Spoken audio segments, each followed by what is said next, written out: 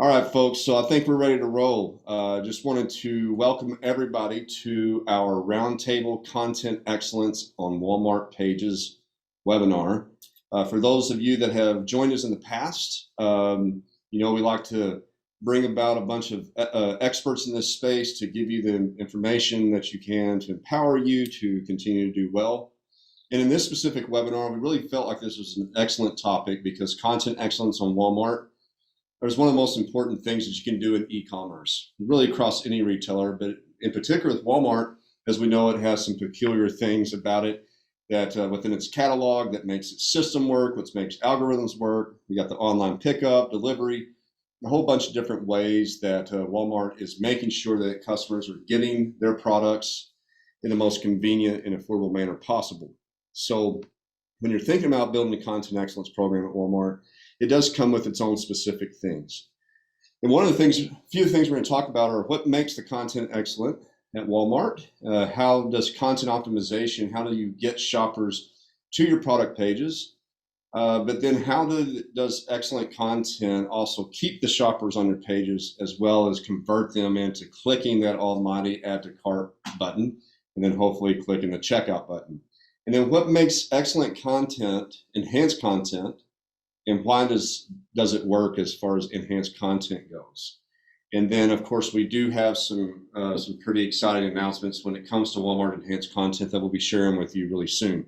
But before we get into the content, I definitely wanted to introduce you to our expert speakers today. And when I call your name, panelists, speakers, please just take a quick moment to introduce yourself because you'll do better than I will.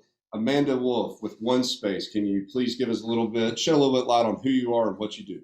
Yeah. Hey guys, thanks so much for having me. Appreciate it. I'm Amanda Wolff. I'm Chief Marketing Officer at OneSpace. We are a sister business in the essential digital commerce family with our friends here at WhyteSpyder. So thrilled that I can be a part of that. So we're essentially a digital commerce optimization company. We help brands optimize content for Walmart. That includes your images, all your written content for SEO purposes, and then, of course, enhanced content, which we're here to geek out about today.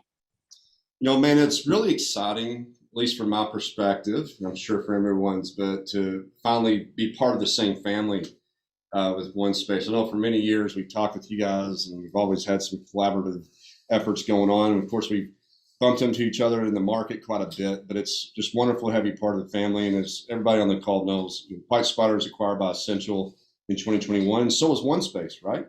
As well. Yeah, that's right. We were acquired in September. So right before you guys, I think. Awesome. So as we know, what Essential's doing is they're collecting a lot of these powerful digital commerce brands, put them in the digital commerce group, and collaboratively we can really help in a more holistic, deeper, broader way with all the clients, including suppliers and retailers. So next on the list, Corey. I always want to call you Corey Haim because your last name's Hammond, and it's okay. I mean, for all those that may remember Corey Haim from back in the day, License to Drive. But sorry, Corey, introduce yourself with your real last name. Tell us a little bit about what you do. Yeah, sure. So my name's Corey Hammond. I'm the VP of product strategy over at WhyteSpyder. So really where my responsibilities lie are in the entire roadmap that WhyteSpyder is managing, really looking at what the client needs are from a content and analytics standpoint. And more recently, the exciting piece to what WhyteSpyder is doing in the Essential family is spotting opportunities to find ways in which our sister companies can work more closely with each other. So on this call, we've got OneSpace, and we've already since September come up with ways in which we can collaborate and serve our clients a bit more efficiently. So really happy to be here and excited to talk more about all the product stuff we're working on within Essential. Yeah, a couple of tidbits in addition, Corey, about yourself that you didn't mention. Corey worked as a Walmart category specialist back in the day with Jet.com. Right after that acquisition, worked with Walmart. What category were you in? Yeah, so I was under the home department. The funny thing with category specialists is that their goal was to make it so that a category specialist was only managing 1,000 to 5,000 SKUs. So they got really subcategory focused. So I was managing irons and steamers for about a year and a half. So I was able to grow that business, and content being a huge piece to it was a strong focus of mine. And it went all the way from meeting with vendors, telling them how important the content was, and not just having them do the work and make it go live, but showing them the results. So it was a lot of fun having that experience inside Walmart. And shortly after leaving Walmart, started my own business, .com Partners, and then we ended up merging with WhyteSpyder because we just love their tools so much. It made so much sense for us to work with each other. And we loved you loving our tools, Corey. By the way, I got an idea for an Omni iron that can actually iron all your clothes for you. So, and one thing about Amanda too, I'm sure a lot of y'all know her. I mean, she's probably one of the more well-known experts within the space too. So it's always awesome, Amanda, to have you there. I know I had to do it, right? I had to throw it out there. Just I mean, come on, you're making me blush. That's what I do. That's what I do. And then last but not least, let's introduce Michael. Michael, tell us a little bit about who you are, what you do, and what you got going on. Hey Eric, thanks for having me here. Always love speaking anything Walmart. So I guess in short, my background is I'm a marketplace seller. Been pretty passionate about the Walmart marketplace for a few years now, and just recently in the past few years, just more excited about it.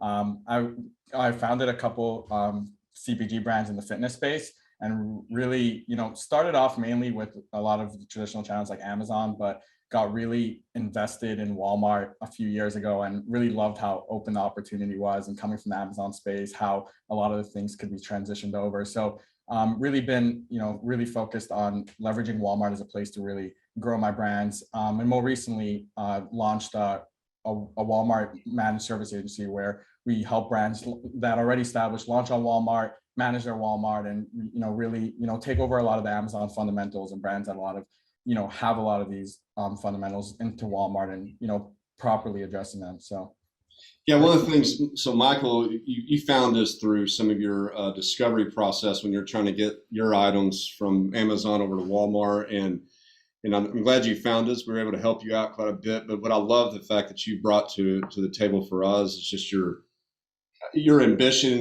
and the vision that you're seeing from an Amazon selling marketplace situation into Walmart.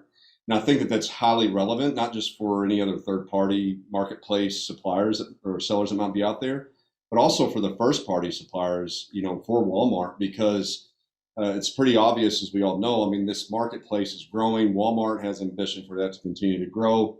It's it's a new territory for a lot of the historical, large brands that have been brick and mortar with Walmart for quite some time. And I mean, the whole retail evolution is moving quickly, and it's getting bigger and faster. And it's just good to have your perspective and your voice, especially your experience on how you're really cranking out selling things on the digital properties. Yeah, what I found is just to be so interesting is when you pay attention and where Walmart's trying to go and how they want their content, how they talk to their consumers, like you could really strategize on, how to address those things. And I think the brands, the first party brands, as well as the third party brands, like they all have ways to integrate things like that. And when they, the ones that do are the ones that are going to win, and the ones that are already starting to win. So it's awesome. Well, thanks, Michael. I'm so glad you're here. Thanks to all the speakers for being here. Attendees, thank you for coming and showing up. And so let's get cranked out with their content. Number one, breaking news, right? And you probably have seen a little bit of messages from us, probably also have seen some from Walmart as well. Videos and 360s are coming back to Walmart.com. I think that all deserves a virtual hand clap there. Yeah, thank you. As we remember back in September-ish of 2021, as Walmart was releasing its new omni-channel experience on Walmart.com, which was a really great move, especially before the holidays, to make sure that their shoppers are getting their items the most convenient way. It was really about that delivery, that transactional standpoint. They had to forgo the rich media side of the product pages. Unfortunate as it is for a lot of suppliers, obviously for parties like ourselves, and even for Walmart and the shopper, But we were always ensured by Walmart that rich media, or AKA enhanced media, would be coming back to the table. And so it is. Walmart's starting out with videos in 360 first. Videos were due to be released and published by the end of this month. So we're 360s, but that's actually kind of been pushed back a little bit. Videos will be coming out mid-March, and then 360s will be live and published by the end of March, hopefully Q1. And so I think one of the big things you're going to hear us, a common thread we're going to hear us express today is that get ready for the rich media. Go ahead and start building these assets, get them ready, because when they're turned on, you'll have them on your PDPs and start increasing that conversion, as we're going to be talking about. So, Corey, can you go in? I know I touched on a little bit, but can you go into a little bit maybe more about why the enhanced content was removed from Walmart to begin with back a few months ago? Yeah, of course. So as I'm sure a lot of you knew in the past, Walmart had two separate websites. They had Walmart Grocery, and then they had the classic Walmart.com. And one of the real priorities of Mark Lowry when Jet.com was purchased by Walmart was to try and create a truly omni-channel site experience where if you're near a Walmart store, you can just order on Walmart.com, easily pick it up same day, and maybe have a few other items shipped to your home, all in a single checkout.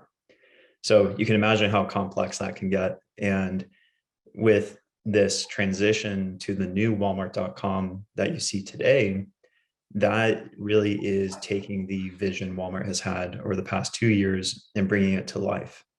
Now, with that transition, you can imagine from a development standpoint how complex that migration can be.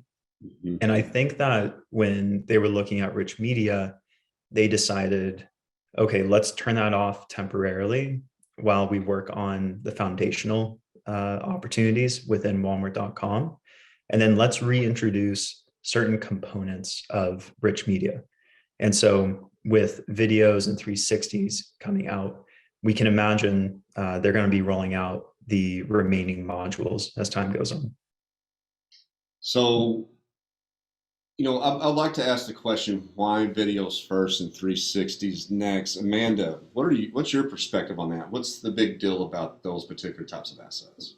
Well, I mean, we know that videos are high converting asset types, right? And I think one piece of clarification that I think is helpful is to understand what is enhanced content, what is rich media. And, it's the phrase can represent a lot of different things on a lot of different retailers.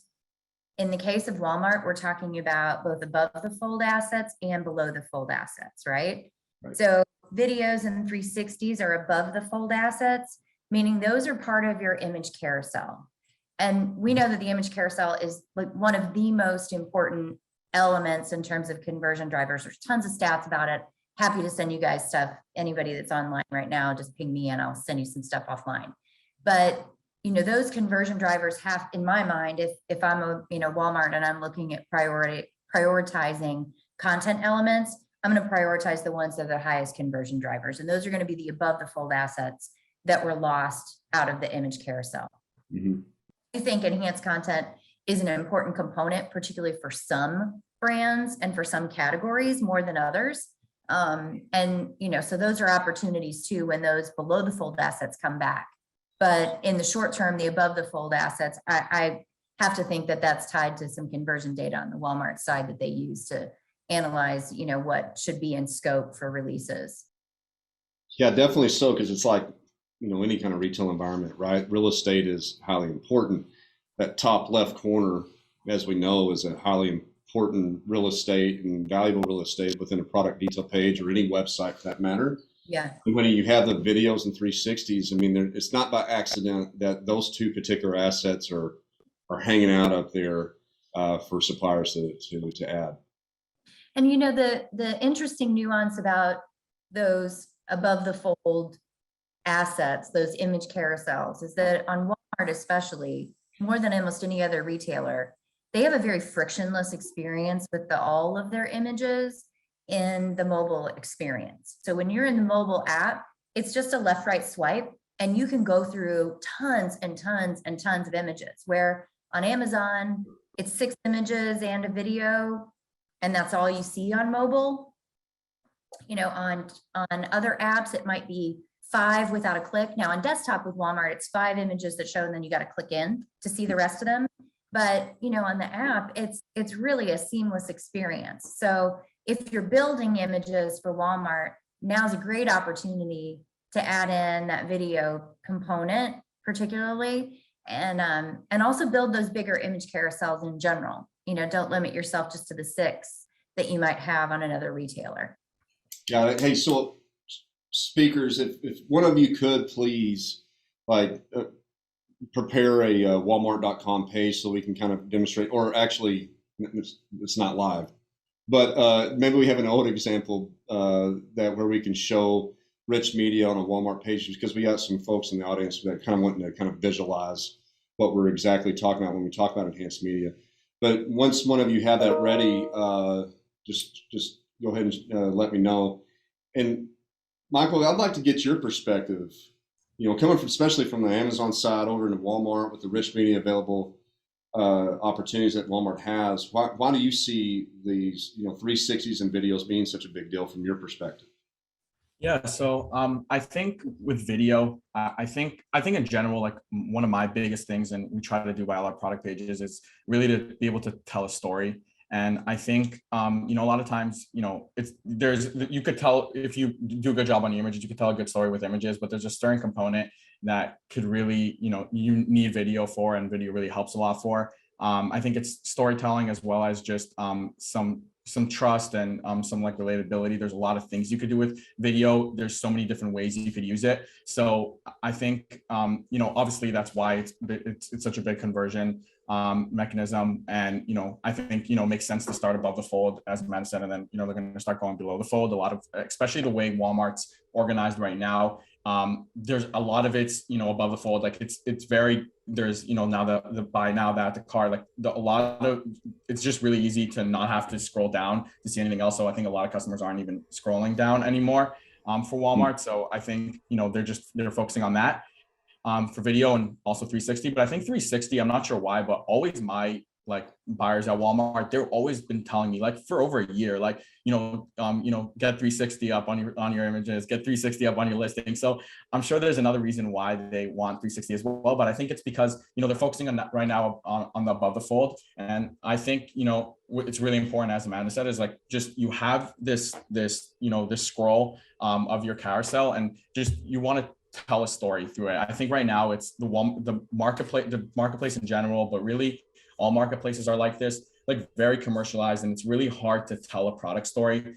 It's a lot of just, you know, especially now with all the new advertising spots, there's just a ton of product everywhere. It's just, you know, a bunch of just different hero images. And you really want to be able to tell a story. And, you know, I think, you know, as more of these modules get released, it allows you to really tell a story in like a relatable way. And I think that's the most important, like be able to tell a story in a relatable way that just resonates with these consumers, because they're seeing so many different products. And I think, you know, when they're going into a store like that, you know, at a store, and you know, brick and mortar retail locations, you don't have the opportunity that you have on marketplaces, and for sure not like, you know, you have on direct to consumer. But I think you know, a lot of suppliers are treating like marketplaces kind of like they would treat brick and mortar. They just put their products up there, and they don't really leverage it to tell a story. And I think that's really the advantage of direct consumer, but it could really also be brought to the marketplaces if you're, you know, if you spend the time really thinking about how to tell that story. So yeah, I think the story will keep expanding. It starts with above the fold, and, you know, hopefully, you know, it'll get further. Yeah, and I think that, you know, as we all know, that when you have a digital shopper, right, a lot of quick decisions are being made, right? Just talking about cognitively speaking, with the human clicking around, being able to make decisions a lot faster than ever before. These assets, particular video and the 360 spin, allow for a supplier to tell a story about that product in the fastest way possible. And I would say, you know, one of the questions that we've gotten is about 360 spins. What's so important about that? Not only can you spin the product around and see it, but it's also pretty light in comparison to a video asset when you talk about loading speed. right? And so, I mean, speed is one of the dominant things when it comes to e-com UX navigation. I mean, I think we all can attest that if you try to go buy something on a retailer.com and it loads slow, you're most likely going to be out and going on somewhere. That's part of the reason why Amazon has done so well, because it's been so fast for such a long time. They keep their system light and moving fast. So I think we kind of gotten into this a little bit, but what does Walmart consider to be enhanced content, Amanda? What all other types of modules are available for enhanced content beyond the videos and 360s? Yeah, so when we talk about enhanced content, I think it's almost easiest to think about it in the context of other retailers, right? So you have a few different ways that you can get content to market, and they typically have templates. So there may be a template that's a banner graphic or templates that are copy blocks. But when we talk about enhanced content or below the fold content, it's usually highly visual, highly branded. In some cases, it might be super interactive, like in the case of Amazon, they have A++, A+ premium enhanced content modules, but they vary based on different retailers. Comparison charts are a really common module type that are below the fold. So yeah, those, and they're typically thought of together holistically. Like 5 modules is pretty common to take advantage of. If you can templatize those, you can typically leverage certain basic module types with multiple retailers. So, you could send the same modules that you're using for Walmart to Target with some tweaks, some basic modifications. So yeah, that's kind of what we talk about when we talk about below the fold enhanced content. Gotcha. Corey, you got anything you want to add? No, from a product strategy standpoint, my mind starts spinning on, okay, we've got all this content on Walmart.com. Now, how do we syndicate it super easily for our customers into Target, into Kroger's, and just like minor translations that have to occur? You can imagine that really valuable repository that you start building up, whether that's all sitting in OneSpace using our translation tool, or if it's sitting in SKU Ninja and we're able to just syndicate across platforms. That's really exciting. Yeah, I think, the challenging module type for that kind of multi-retailer approach is obviously comparison charts, because comparison charts are very unique for each platform. Hyperlink to different products in your portfolio. So they allow you to cross-promote your whole portfolio very quickly. I do have a graphic that I might be able to pull up. Eric, you had asked if we had anything.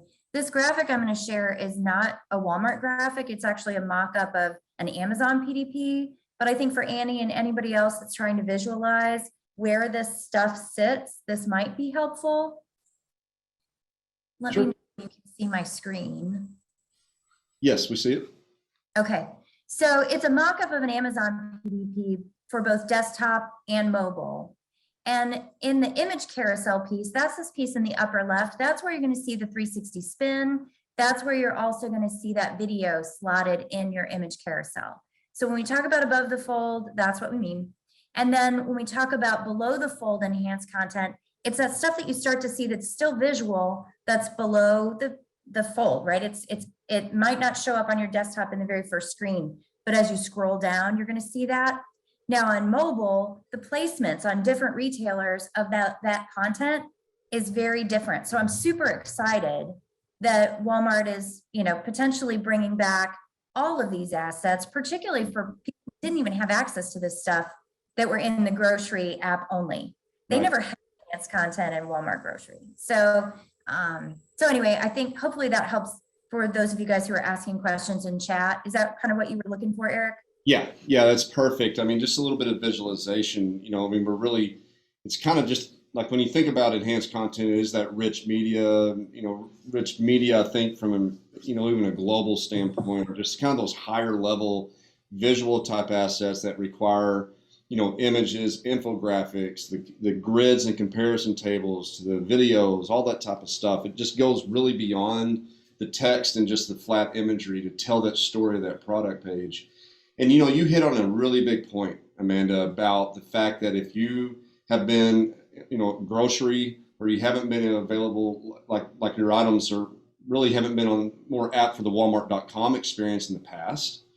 Now you have rich media available to you to tell those stories. And I would say that, as we look into like, what could you do if you were, oatmeal manufacturer, for example, right? Well, you can create video recipes. You can, talk a lot about, what are the benefits of that? Like, do you use certain products and go into those details with those videos to really explain that? And then even, on the 360 side, as crazy as it might seem, to provide like a lifestyle look. If you can spin that around and it's nicely done, brands are the best in the world at really demonstrating the product in a high quality environment, but you can really make that look appealing and really try to capture that taste. I know back in the day when we were doing some content, man, I'm sure you guys do this at OneSpace, but like if there was any kind of flavor to a certain product, we would take like a strawberry and set it next to that product, and you could kind of really start almost tasting it just from the visual experience that you have in those rich media assets. So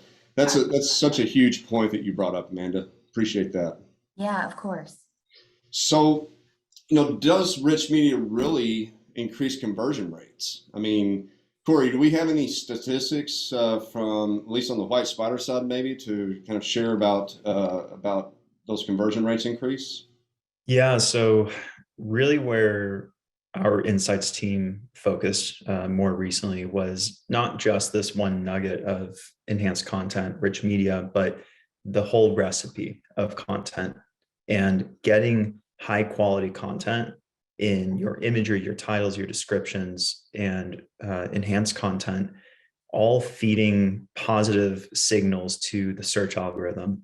Does that result in a higher conversion rate?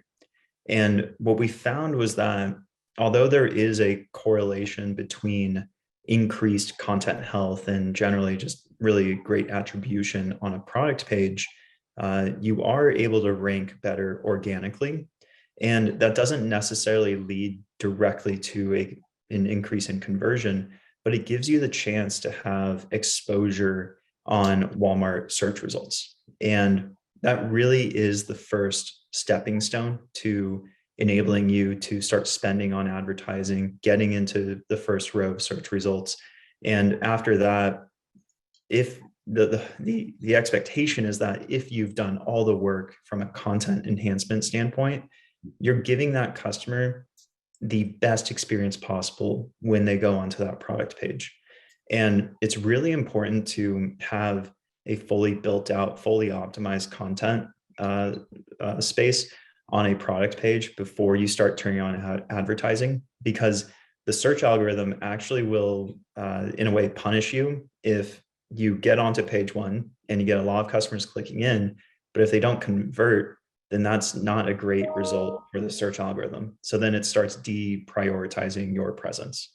So from an analysis standpoint, great content results in the ability to rank higher, which at the end of that, it's really up to the customer and the quality of your content when they enter a product page. Yeah, and I know, Amanda, you got some statistics you might be able to share as well, but one thing I wanted to point out, right, is that one thing that's really pretty well undiscoverable, even for Walmart, is if a shopper comes onto a product detail page and they exit out or bounce out right of that page and they leave Walmart's ecosystem completely, it's really difficult for them to understand why they made that decision. But we know that if, just based on subjective experience of shopping, right, and I have it all the time when I'm researching things, if I can't find the information I'm looking for on a product detail page, I go out and I go find a different retailer, or I ask Google, or I do something. If I want information as a human living in 2022, I know that I can get that information however I want. I'm in complete control as a shopper. So leaving a reason to kind of, Corey, to your point, leaving any reason for a shopper to navigate outside that product page to find out more information about that product is a massive jeopardy. But it's one that you can actually avoid that threat if you can fill it out. And that's what that rich media is helping to do. It allows you to, that's why it's also called expanded manufacturer content. It's an expansion of the basic above the fold images and descriptions and titles that are trying to explain that product. So don't leave a room for the exit or the bounce. Amanda, you got any other stats you want to share? Yeah, I do. So, I don't have Walmart specific stats, but I do have other retailer stats, particularly around Amazon, where different service providers in the industry have been trying to isolate different elements of the PDP and what they can do in terms of conversion lift. I think one of the critical things here is when you think about the execution of something as subjective as some of these creative resources. Now, we know that enhanced content on Amazon or A+ content can generate between 5% to a 10% lift. Wow. on Amazon, right? So now, does that translate word for word over or stat for stat over to Walmart? I don't know the answer to that, because these are really difficult variables to isolate when somebody bounces. But to your point, Eric, about kind of that, what's the point of it? I see a lot of content gone wrong when it comes to merchandising fundamentals, because enhanced content and really all your content on the page should be using a couple things, really clearly in mind. If you have just two key things that you glom onto in terms of a merchandising best practice, it's to share all the things about your product that are better than your competition, and it's eliminate any barriers. And that second one is the key thing that I think a lot of brands miss out on when they're thinking about enhanced content. They often think about that below the fold content or video as branded content. And what that can often do is it creates, it almost feels like an advertisement that you're seeing for their brand, but doesn't answer any of those unanswered questions. It doesn't resolve any of those barriers that might be in the consumer's mind. So if you're creating really good best-in-class content, you can see higher lifts than those averages. And if you're, delivering just kind of a check the box where you issue the content out and it's maybe not necessarily as thoughtful from a merchandising standpoint, you may not see the same kind of results. And a lot of that varies category by category. I've got customers that sell canned peas, right? How much do you need to say about a can of peas? You probably still, right? You want to have some baseline content there for sure. But if you're talking about Bose speakers or something that's got a lot of nuances to it, it could even be in the food and beverage space. I mean, it can be, something that maybe has a lot of nutritional benefits, or something that's sustainable and you've got a whole sustainability program behind you. Enhanced content's a great place to put that information, be it videos or the below the fold content when that comes back. I did see a question about that piece, about when that below the fold content's coming back here. Yeah. Do you guys have any timeline from Walmart directly on that part yet? We have not heard. There's no certainty on that, and of course we wouldn't want to mislead anybody. But what our conversations have probably alluded to is that it's coming down the pike in the near future. I mean, I know that Walmart's working hard to bring back that full experience. They want the same thing I think the suppliers and brands do, because the shoppers want it, right? So I would just, as what Michael would say is prepare your assets today, and then that way when it launches and it's ready, you can just really empower those product detail pages to make sure that they convert at the highest percentage possible. Michael, you got anything to add? I mean, maybe from your own personal experience as well, about what maybe you've seen from any statistics or increase in conversions on your side from enhanced content? Yeah, so for enhanced content, for us, it's really interesting. So, early on, we actually, that's how we, started working with WhyteSpyder and SKU Ninja. We had a lot of listings. It was right when also advertising was starting to roll out. And, the concept made a lot of sense to me. Obviously, we had a lot of content on our Amazon pages and a lot of enhanced content on our Amazon pages. And we took a little bit of a different approach. What we took is, and I think this is with everything with Walmart, are the people that's really winning, are really understanding the customer as well as the platform. It's like a bit of a balance. So you want to understand like who the customer is on Walmart, but at the same time, understand how the platform works, how the algorithm works, and try to really balance those two. And, you could take a lot of the fundamentals from Amazon. If you just transition them directly to Walmart, it could work. but, by actually, crafting it to be a little more unique to Walmart and addressing the Walmart specific points, that was our approach. And, it's what worked really well. And, we just as a test, we actually did it on 500 of our SKUs, which was a lot to kind of launch with. And we saw an immediate increase in conversions. A lot of products that we didn't have, ranked even before at all. We did a little bit of advertising on those, and the conversion rate was much higher. I have some numbers and I could share after. But across a lot of, and what we saw is a lot of products, like Amanda said, it depends on the products in the category, and a lot of products it made a much bigger difference for. So products that we were competing a lot of times with, sometimes really large brands, really leveraging a lot of this enhanced content as ways to, for trust and social indicators and things like that. It really helped. For other products, it was more about talking about features and benefits. So I think it's really important to kind of understand that. And what we're really excited about is that right now, when there was previous rich media, there was advertising, there wasn't as many advertising placements, there wasn't as much advertising inventory. And that was the biggest thing. The listings that we ran with advertising that I ran advertising on that had rich media performed much better. And I think now that when rich media keeps getting rolled out, there's obviously right now there's much more advertising placements. The advertising platform really evolved.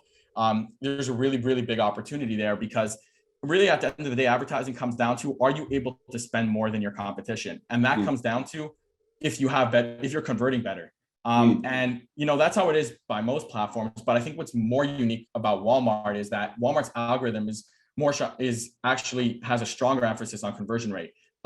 Amazon, for example, is based on sales volume. So it's, obviously, if you have higher conversion rates, it's higher sales volume, but Walmart being more focused on conversion rate has more of an impact on things like this. So even if you don't have the volume, but from the start, like Corey said, you're able to, really have a high conversion rate. It really helps. And I think that's really important. So for us, we're really excited to really roll it out for all our SKUs, because it just gives us the upper edge on advertising. And, when we were advertising last year, you weren't really bidding against anybody. And now you're starting to see you're competing against other people, other brands are coming in.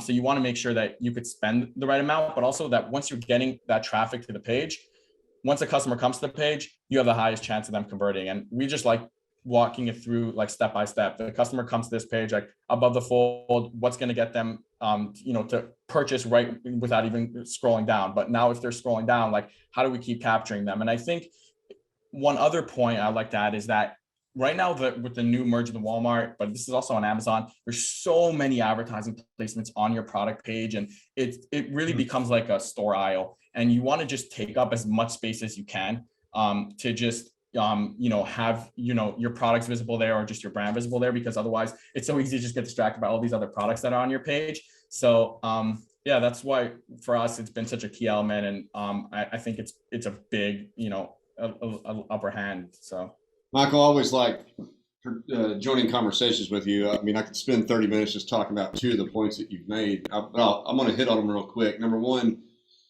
that last point you just made about a lot of advertisements, other things going on the product detail page, right? Especially as rich media and below the fold, the content comes back to life. I mean, controlling that user navigation experience with feature sets and then comparison charts. I mean, that is a huge one that I would advise clients to do all the time, because you want to be people also viewed before, in an additional voice beyond what Walmart's doing. But one thing that I think it's worth pointing out, Michael, when you and I first started working together, you actually came to Walmart with the approach of building out highly converting pages first, right? I mean, like I remember you like the first thing you want to do is rich media. The first thing you want to do is like just really blow these product detail pages out, have the best in the world. And then you're going to talk about optimization. How do we optimize? How do we increase search? Give a little bit of your perspective with that, not to give away your secret sauce, but I mean, you're in the webinar, so.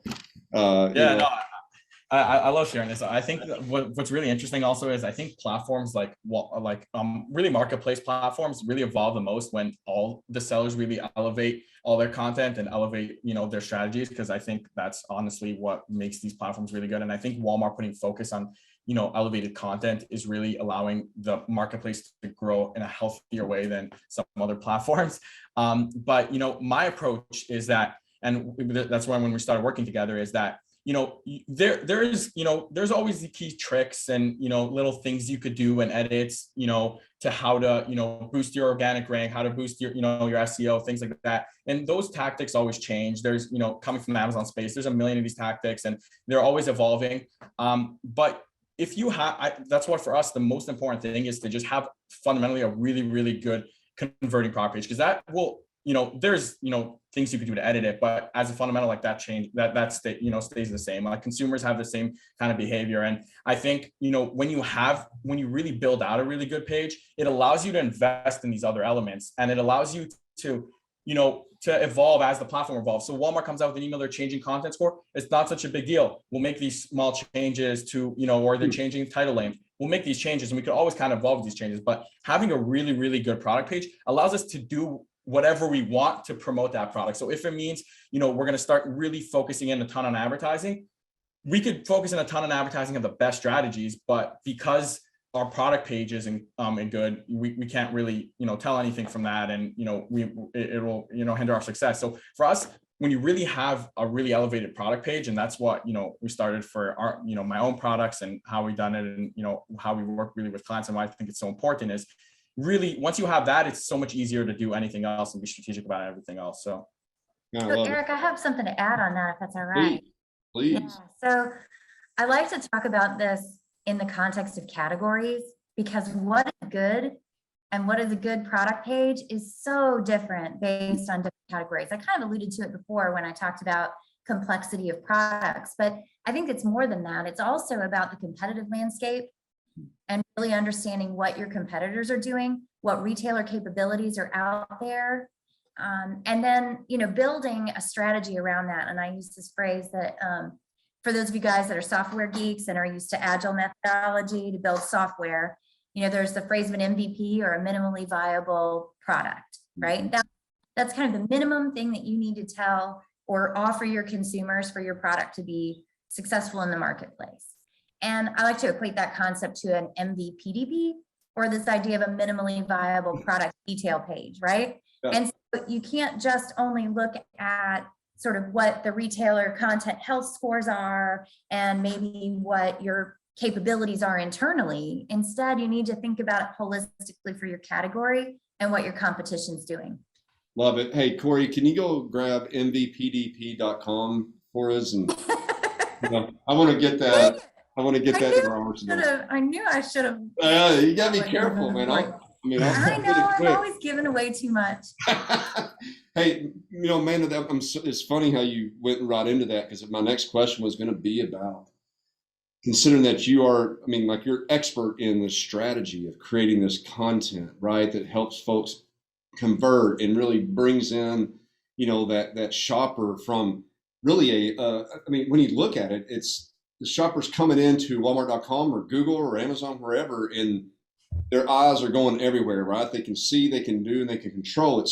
But what you do, Amanda, and your team, is how do you create that content to be best in class according to the category, according to on-brand and strategy and competitive insights, you know, to really grab them in and make sure that they stay on that PDP and read more and read more and read more, right? I mean, do you have like two tips, like, on how a supplier or a brand can go about that?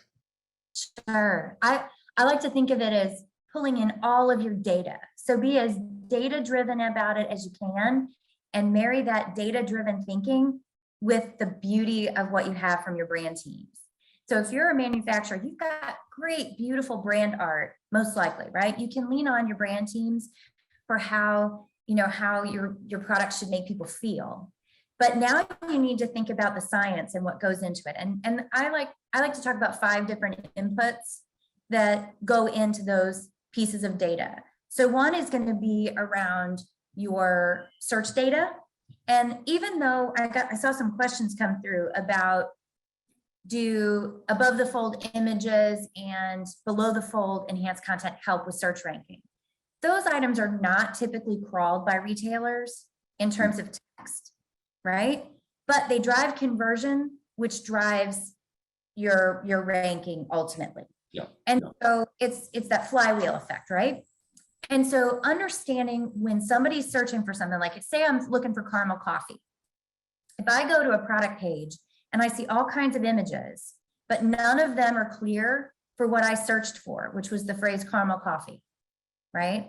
Then I'm going to have those doubts. That barrier gets raised in my mind. So search data can not only inform your copy and your title and kind of what keywords you should use, but also what you should think about from a messaging and merchandising standpoint. So that's one. Another is other customer data that you can get from other retailers. So, and including Walmart now, because reviews are part of all product pages now, including in grocery products, right? So for those of you in the grocery space, you have reviews now. Go mine those. Look for things that are coming out of reviews or Q&A on Amazon. That's another data point in terms of what customers need to know about your product. Yep. So that's a second one. A third one is going to be the competitive landscape. Digital aisle walks should be part of your DNA. Like every week, go searching on all the retailers for your categories and see what your competition's doing. It's a pretty manual process, but it's going to yield a lot of insights for you. If there's something that they're saying that is true about your product too, and a competitor's saying it, you probably need to say it. If there's something unique about your product that they're not saying, say that too. Those merchandising best practices. So that's what are the unique things about my product? You can get those from your brand team, but what are the differentiators too, right? Yeah. And then lastly, it's those retailer inputs. So what does the retailer really allow? If they allow 6 images versus, 16 images, that's going to shape a lot of my strategy for how I create a really good PDP. Yep. So really fast, but that's how I think about content. That's great. Appreciate that, man. And attendees, please ask some questions too. Go ahead and throw some questions. We're already getting quite a few. Really appreciate the engagement. By the way, I did send out a chat to an old resource blog that we had that have a lot of stats that are kind of global. I actually personally procured a lot of those, so I know that I took the time to make sure that they were accurate and well sourced, but they might be a little bit outdated, but it still gives you a good idea and kind of puts you in the mind of how really digital shopping behavior has evolved over the years, right? And I mean, I think that that's the thing. We can stat ourselves to death. I mean, we honestly can. I've been working in this business well over a decade, from raw level e-commerce sites set up, et cetera, to Walmart PDPs, getting down in the weeds, a lot of things. And stats are obviously a really great indicator as to why you need to go do something, where do you invest. But at the end of the day, when you kind of zoom out a little bit and even get subjective a little bit on it, right? It's different to be subjective and creative, right, Amanda? Like what I think is a pretty picture, but it's good to be subjective from the way that you behave in the shopping environment, because we all have cell phones, we all have Google, we all have apps, we all are going into store, buying online, all these different things that are happening, and we know what that time pressure is like. Technology is actually making us even more stressed out than it was before. Everyone's over busy, overcapacitated, and as we hear Doug McMillan say, the time is a more valuable currency than money itself these days, right? And so if Walmart's saying it, go for it. We're in an industry where I think, especially on the CPG side, that there's a lot of just innate desire to do test and learns. Yeah. That's awesome, right? We've become accustomed to wanting to really test and validate that our investments are smart and that our investments make sense. But Stephanie, our CEO at OneSpace, likes to say, don't test and learn common sense, right? Yeah. Because we want to be fast. In e-commerce, you've got to be fast in your competition. And if you are spending so much time, especially the big guys, right? Maybe not much in the case of Michael's, kind of marketplace sellers, but for the larger, first party providers like I'm working with, that's tough, right? You're going to be really slow to market if you're testing and learning every change that you make to a PDP. So there's a balancing act that you just ultimately have to strike, and you want to make sure that there's not analysis paralysis in your decision making in your organization. Hey, Michael, I'm going to come back to you with a question on that. Like, would love to get your mindset when it comes to speed to market. I think that could be really valuable from everybody from your perspective as you've been a seller, right? And like you know that urgency. But before I do want to ask Corey something about Walmart's initiative, broadly speaking, about what's their ambition with content excellence. When you look at that from just a bigger lens, right? I mean, let's zoom out just from rich media for a second. Let's go bigger from everything related to the catalog, a product detail page, an item itself. What is Walmart's vision perspective when it's coming to excellence of content? What does that mean? And how are they going to enforce that? What's that look like? So I'll let Michael talk first about his speed to market, and then I can dive into that higher vision if you want, Eric. Okay. Well, you just completely flipped the webinar control from myself to you. So Corey, go ahead, Michael. Go for it, man. I'm the new host now. So Michael, go for it, Michael. Okay, awesome. Yeah. So actually, to touch on Matt's point, I think I always say something similar, that I think what's really I think there's two things. I'm really understanding the customer behavior. And just like there's just general and just across the board, best practices and just human nature and human psychology, just the way people shop, the way they think, and there's a lot of common sense in. And I think when it's all about speed, if you're able to have a really good understanding of fundamental of who the shopper is, how they shop, and then what are things that keep, just key elements, what are things that keep them engaged, what are things that add in, touch into their different emotions. So what are things that, add emotion, what are the things that add trust, what are things that, depending on your product and your category, but what are those kind of fundamental things, you're able to create from the start something that would work really well. Now, if you're able to have those fundamentals in place, you really want to go in my opinion, as quick as you can to get things up, because the platform moves so quickly. And I think, by really getting the top positions early on, then it's much easier to maintain them. And obviously we see this with Amazon a lot. And that's why I always used to say, one of the first products I launched 7 years ago was a workout glove. If I would have launched 3 more workout gloves, I would have been retired. So I always say that. So it's kind of the same thing with Walmart. It's it's so important when a platform's new like this and there's opportunity when people don't know a lot of the logistics and the specifics of it, to really get those placements and get those placements quickly. And I think, you don't have to be too worried about testing a bunch. I think it's about, there's common best practices, and there's things that just by doing some research and understanding, customer behavior and just general human psychology, just the way they work and the way they like shopping, the way they like learning about products. And you just craft those for how, the Walmart shopper is. There's a lot of data about the Walmart shopper in general, what type of things they like shopping for, just general behavior about them. So I think, for us, it's understand the shopper, craft it for them, and just get it up there quickly. And over time, you can make improvements. That's about testing back and forth. It's over time, you make improvements, enhancements, and you could test enhancements, but by getting those placements quickly, it gives you a big competitive edge. So we try to launch products really quick, especially once we started selling Walmart, and Amazon was a long process with Walmart, because it's pretty cost efficient to actually launch products. We were launching products quickly. We moved one of our brands from 100 SKUs to 1,000 SKUs in under a quarter. So wow. I think, it's a lot about that. And there's a unique opportunity with a platform like Walmart. And I always say, I think Walmart's the only platform that really has the opportunity to compete with Amazon. So, that's a little bit of our perspective on it. Awesome, man. It's almost like to kind of encapsulate it, instead of a ready, aim, fire, it's a ready, fire, aim kind of mentality that we can kind of take when we go into digital merchandising. So attendees, we've been answering a lot of the questions that are coming through in the midst of this. Please ask more questions. We'll actually get back with you after the webinar. So no worries there, but want to let Corey kind of finish us off about this content broader deal. And Corey, if you could, just touch on a little bit about, the optimization, content health scores, anything to that nature, content style guides at Walmart, just some of those higher level points. And you have 3 minutes. Okay, great. I'll be sure to cover it all.